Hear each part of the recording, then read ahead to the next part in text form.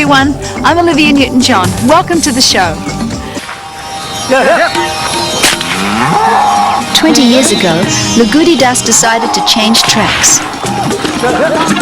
And it's put him back in touch with some old friends.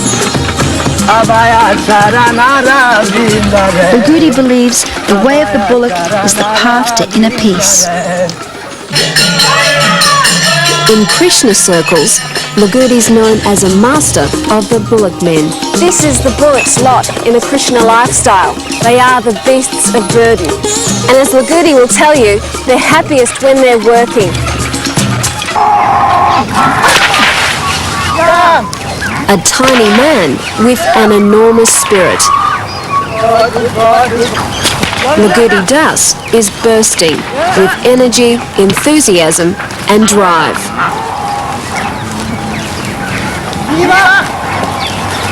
I have a tendency to be very active. As a young boy, I used to ride horses all day, play, run athletic for 20 miles a day. Lagudi's barely 1.5 meters tall, just on 5 feet. But to these lumbering giants, he's a man of stature. This is Govinda. Good boy, Govinda. He's nice boy. First bullock I yoke on this place, very quiet, and he teach other ones. First I yoke everybody with him. He's not too big, not too small, he's strong. Lagudi follows the path of Krishna.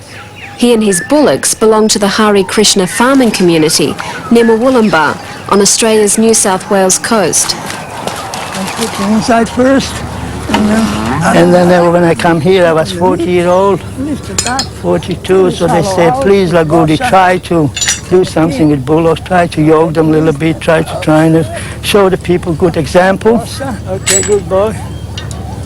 His example was so good, it earned him a global reputation. In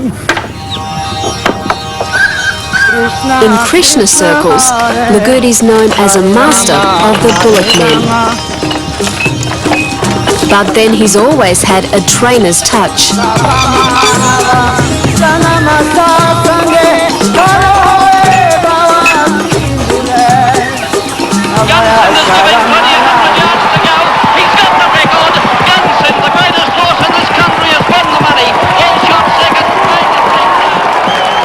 Far swifter than any working steer, the great Australian racehorse of the early 70s, Gunsind.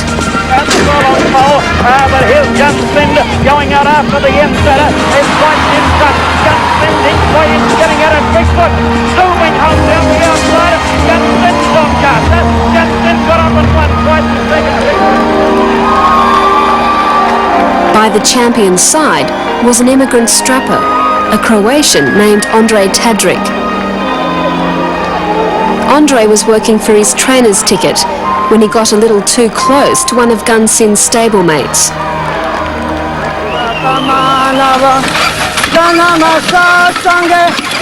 At the cost of a handful of teeth, Lagudi gained enlightenment.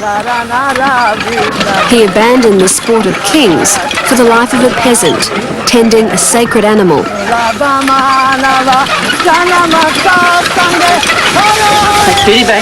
Back.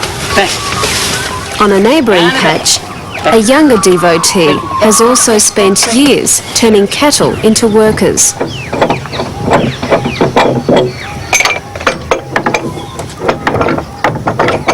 He's been at it a little longer than I have, and we both have our different techniques. And I owe a lot to Lagudi. But still we're individuals and we have our different ways of doing things.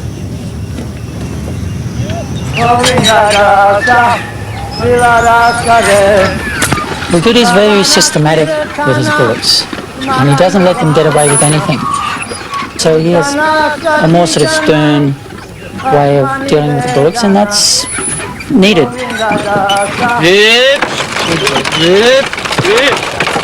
My way is not a very good way. I'm a little sentimental, but I get the job done. Good. You'd never guess that Gopinath is in his early 40s. He puts his well-being down to a strict vegetarian diet, worship celibacy, and hard work. He spends just about every daylight hour with his bullocks. If your faith demands that you respect and revere these animals, then you think the last thing you should be doing is shackling them to a plough and driving them through a muddy field. But this is the bullocks' lot in a Krishna lifestyle. They are the beasts of burden. And as Lagudi will tell you, they're happiest when they're working. Apart from a little honest toil, they do lead a pretty cushy life. They're the best fed cattle in the country. They're never going to end up in an abattoir. And if they really do put their back in, there's a very attractive retirement plan. Oh, Jagat. Jagat, come back here. This is the oldest bullock we have on the farm. Jagat Vasu, Lord of the Universe. Old Jagat's more the Lord of Leisure these days. He's old. In human terms, he's an arthritic 90-year-old. Jagat has a private paddock. Pretty old. You can hear his bones creak. And will be pampered for the rest of his life. He likes to keep to himself.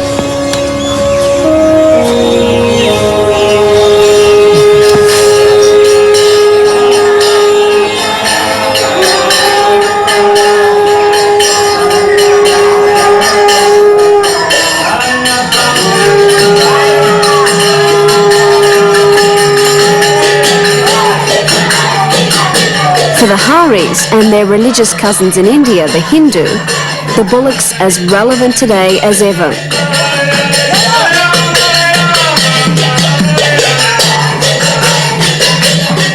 With the same passion they show in the field, Lagudi and Gopinath show up every day at dawn prayer ceremonies.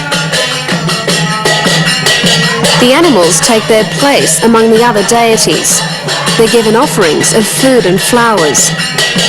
Here, the importance of cattle reaches everyone. Few,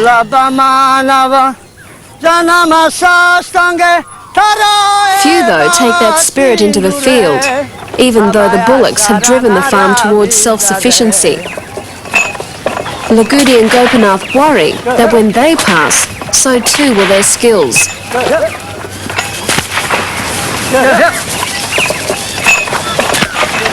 We don't expect everyone to get enthusiastic and involved in it. They keep looking at it and thinking, oh, that looks like hard work.